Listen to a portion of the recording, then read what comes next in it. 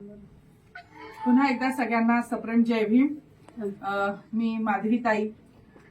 हे बघा, आता ह्या सगळ्या लोकांना एवढी काळजी वाटली की सुखरूप मला घरी हे सोडवायला आले आपल्या ह्या बंधूंचे। आणि आज माझ्यासाठी आंबेडकरी चळवळीतले सगळे अनुयायी, सगळे भाऊ बंद, सगळ्या भगिनी माझ्यासाठी ज्या उपस्थित, तर त्यांचे मनापासून मी पुन्हा एकदा आभार मानते।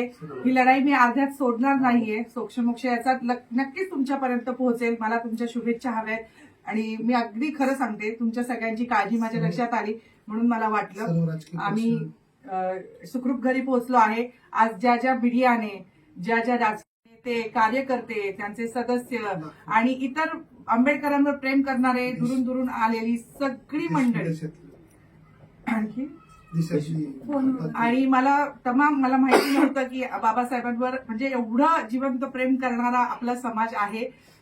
आज त्याचा खूप प्रत्यय येतोय।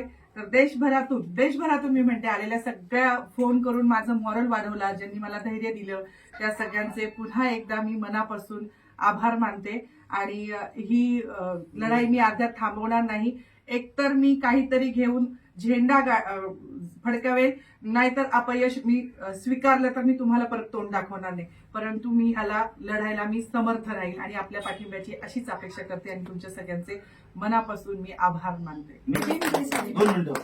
आज डॉक्टर बाबासाहेब आंबेडकरचा 77वा प्रजासत्ताक दिन होता।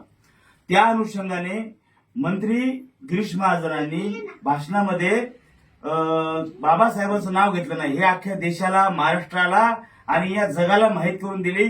त्या आमच्या सावित्रीचे संस्कार असणारे डॉक्टर बाबासाहेब आंबेडकरांची वाघीण आणि अन्यायाला वाचा फोडण्याचं काम आमच्या ताई माधवी जाधव आणि दर्शनाताई चौगुले, तुमचे सुद्धा खूप खूप आभार।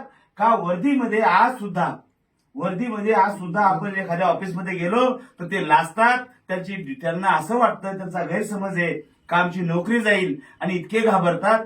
पण त्या न घाबरण्याला फाटा येणारे जर तुम्ही कोणी असाल तर तुम्ही दोघी, तुम्हाला सुद्धा मानाचा जय भीम।